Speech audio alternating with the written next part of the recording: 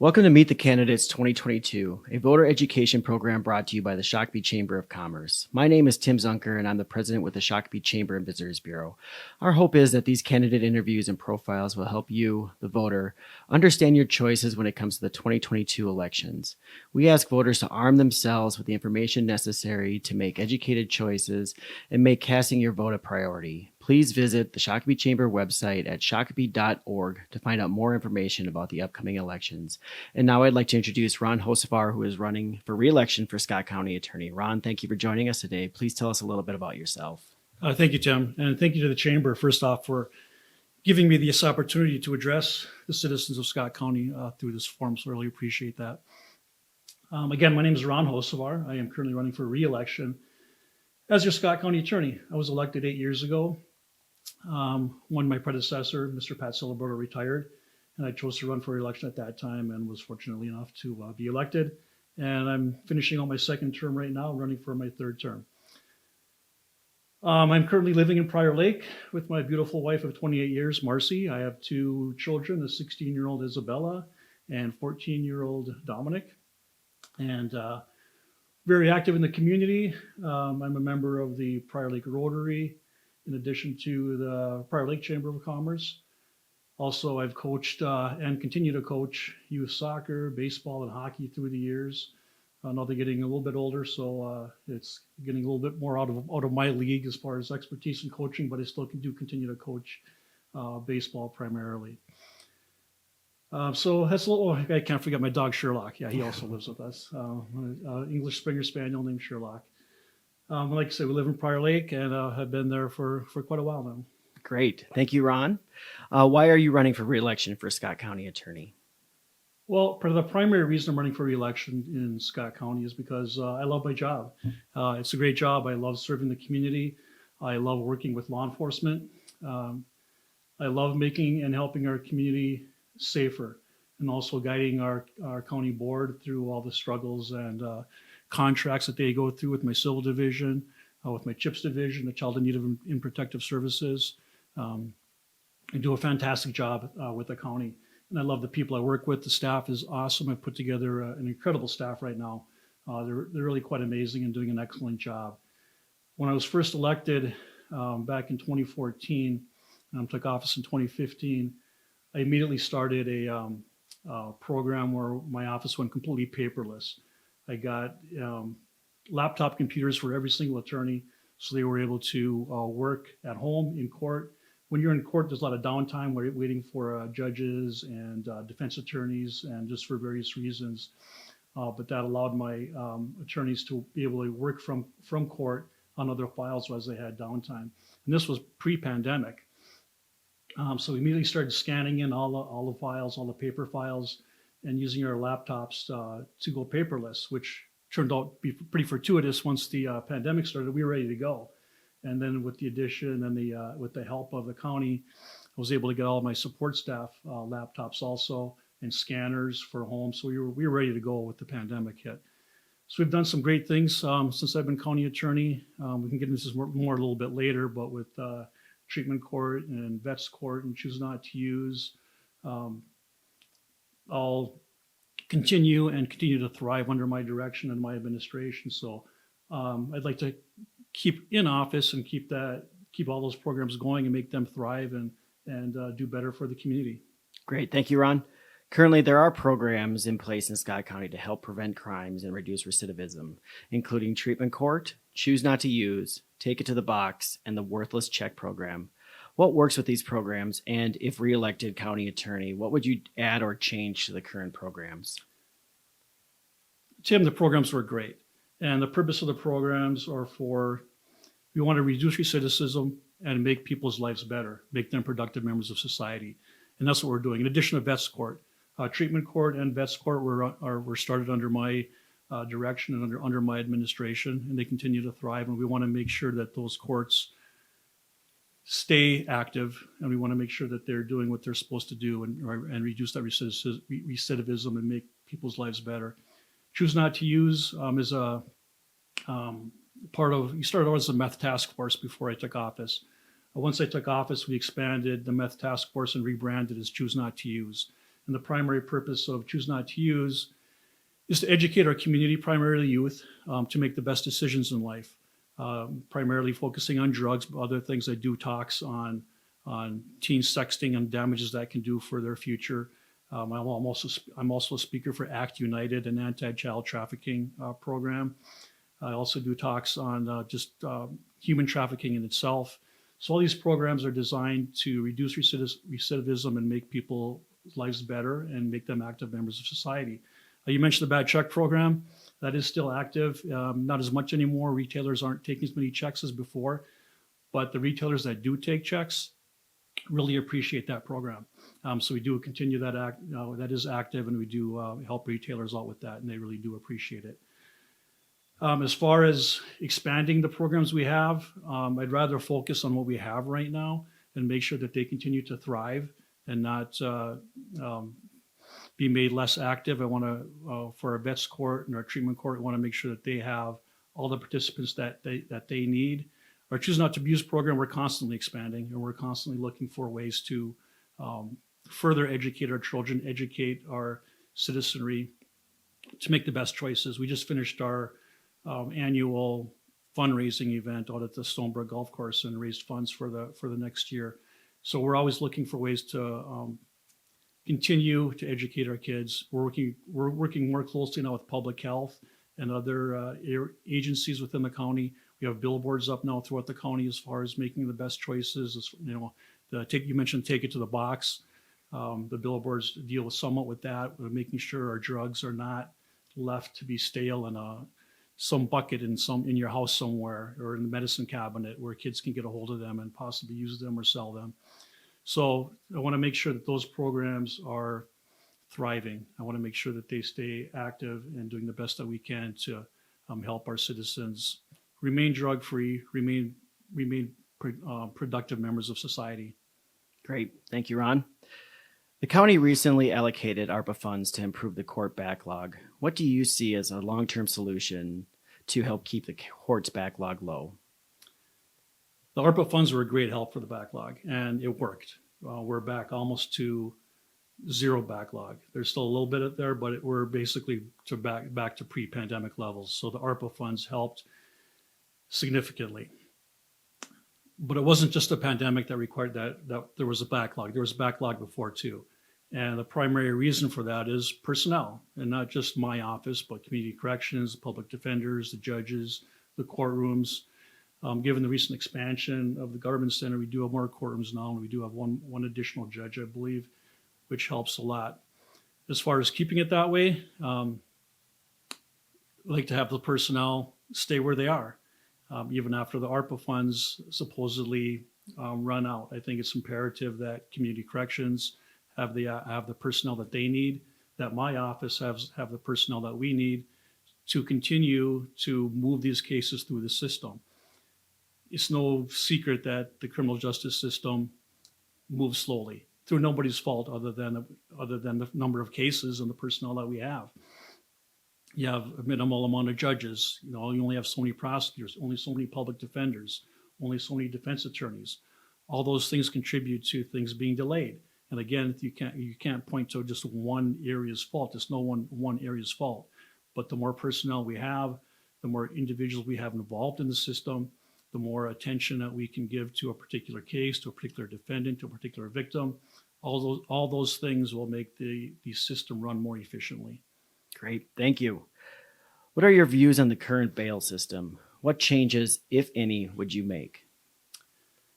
I think the current bail system is mostly adequate. I'll come back to one change I would make in a minute, but I will tell you that I will never be the type of county attorney, the type of DA that they have in San Francisco, LA, the Southern District in New York, Chicago, you name it, where we have a revolving door in our jail and criminals are just coming in one door, going out the other, and committing more crimes. That will not happen under my administration. I will not have a policy where they just have a revolving door. And this is where it's important that you have an experienced prosecutor, such as myself, as the county attorney, because the county attorneys, as the prosecutors, we control that bail system. We control whether someone is going to get a bail hearing or not. We can look at the jail roster. We can talk to the officers before the arrest is made and say, yes, hold this person, or no, don't hold this person. They can leave. But that's where you need someone with experience to do that, not somebody that has never done a case, not somebody that has never done anything serious in criminal justice, because we control that. But to have a policy where you just book and release, book and release, book and release is, in my view, insane. That is not going to happen under my administration. Coming back to one change I would make, currently under the Minnesota Constitution, everybody is entitled to bail. I would like to see a change made where we can hold some people without bail. I'll use a very specific example.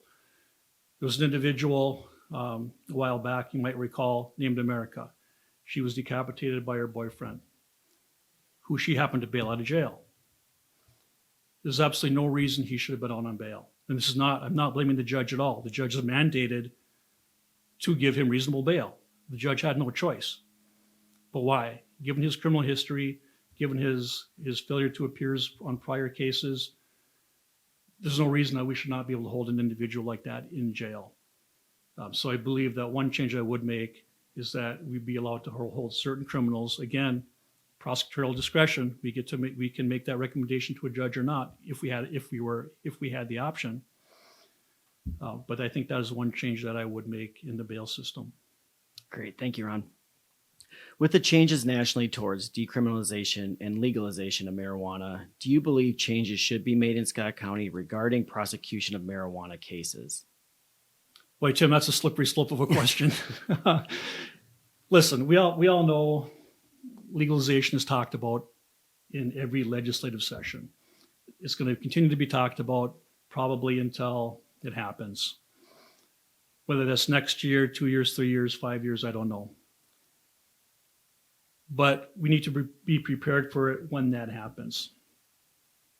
Having said that, we take an oath once we win an election and we're sworn in as the county attorney. We take an oath to uphold the law, not to uphold the laws that we like. We're told we take an oath to uphold the laws whether we like them or not. So I will uphold the law. I will abide by my oath and uphold the law and follow the law. But that's why you might have heard recently about the moratorium on the CBD gummies, and most cities in the county have been passing that. The county did pass that. And that's why this is a good test run for the potential legalization of marijuana, because we can figure out what should and should not be in the legislation, what we need direction on and what we don't need direction on. So this is a good test run. This moratorium is a good idea.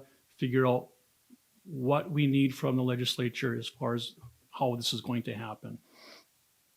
So again, we don't get to choose which laws we follow, which laws we don't follow. Again, the prosecutorial discretion comes into play, which we have as prosecutors, and that's why you need someone experienced like myself in office, because we look at every individual case. Like, let's say a marijuana case comes in. We're not going to ignore it. I think that's wrong. We're not going to ignore it. But you look at every individual case, every individual defendant, every individual specific facts of that case, and you make the decision. How should that be charged? Should it be charged? And if it is charged, what do we want for a disposition? That's where experience comes into play in this case. But to just make a blanket statement that I am going to ignore this law goes against your oath, and I think is borderline unethical. Great. Thank you, Ron. Why are you the best candidate for Scott County Attorney?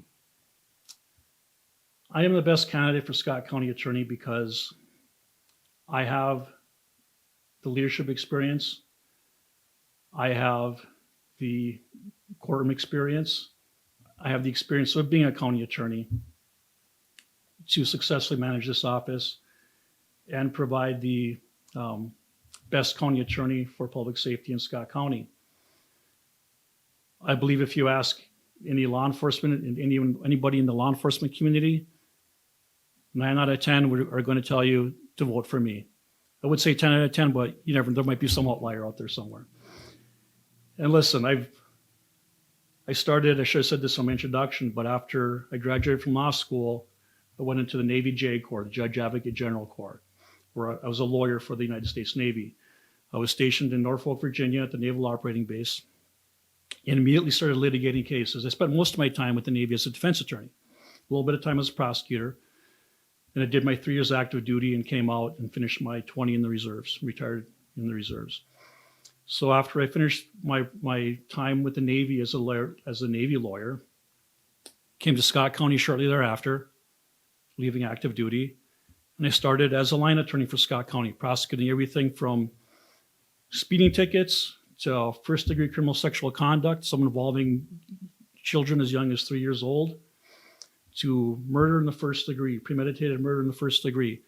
I was the first prosecutor in the nation to try a Craigslist killer case that happened years ago in Savage, if anyone might recall that.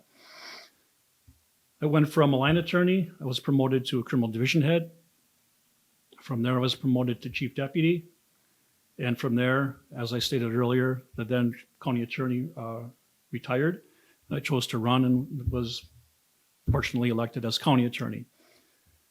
So I've done it all, from speeding tickets to first-degree murder to running the office. I have an office now of approximately, boy, I should know, it's probably 54, 55 people. It's not the same county as it was 25, 30 years ago. We're growing and we continue to grow. We're seeing a lot more serious crime. We're seeing a lot more crime. We see a lot more technical stuff as far as the civil division, with contracts, condemnations, with all the buildings going on. So you need somebody with my experience managing that. I have the management experience. I have the criminal experience. I have the prosecution experience. I have the litigation experience. I have the leadership experience. My opponent has none of those. So I think it's a pretty clear choice I think the citizens have between me and my opponent. I'm somebody who's not trying to be mean, but done really nothing compared to me, who has managed this office for the last 8 years, plus 15, 20 some years before that, worked my way through the system up to the position that I have right now. So I've got a great office. We've done some great things, and I'd like to continue to do that. And I would ask for your vote come November to remain and keep me as the Scott County Attorney. The views expressed in these interviews are those of the candidates, not those of the Chamber and Visitors Bureau. The Chamber is sponsoring these events as a service to the community and has gone to great lengths to ensure the objectivity. The Chamber does not endorse any candidate, but seeks to provide you, the citizens and voters of Shakopee, with the information you need to make an informed choice. Shakopee Chamber and Visitors Bureau extends a sincere thank you to the candidates. Thank you, Ron. We appreciate your time and service to our community by running for office. You are performing an important service to us all. Again, thank you for joining us for this edition of Meet the Candidates 2022. Please join us September 29th at River Valley Church for our candidate forum. Please visit the Shakopee Chamber website at shakopee.org for more information. Thank you. Thanks again, Ron. Thank you. Good. I Perfect. feel like I talk too fast. No, you're good. You have some, your question on marijuana